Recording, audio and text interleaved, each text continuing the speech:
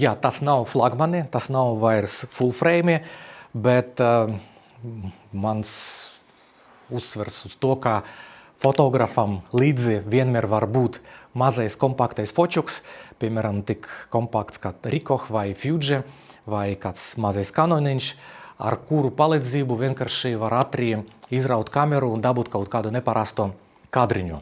Kāpēc tā var būt? Piemēram, Fujifilm X5 es varu parādīt eksemplāri, kam būs interesanti.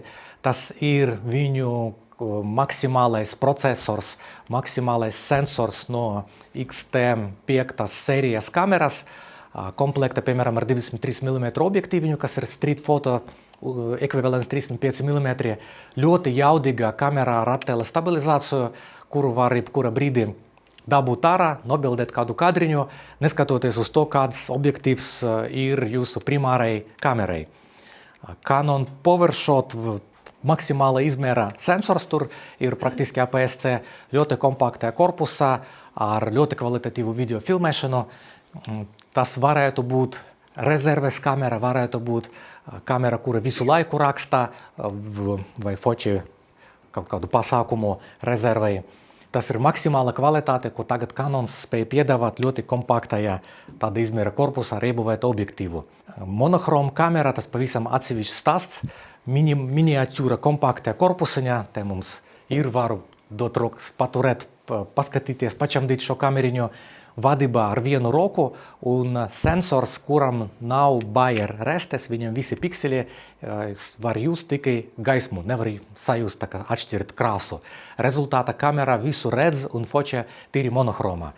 Man liekas, ka kāzu portretu fotografija melnbalta bilde ir mode jau daudz gadus tagad. Tīri dabiski melnbaltas kameras mums eksistē Leica pa 10 000, es tā uz dūli.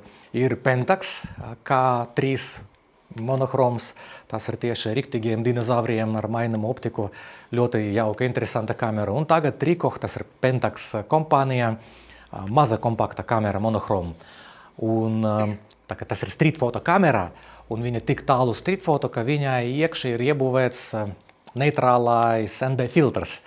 Papildus ar attēla stabilizāciju tas ļauj no rokām dabūt garu slēdzi saulina laika, lai tieši kā street foto izblurēt kaut kādu, izsmerēt kustošu objektu.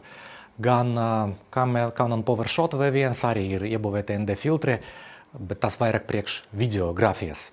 Sanāk, ka tu monochrom kameru var izmantot, lai dabūtu kādu uzvaras bildi nākamam kāzu konkursam.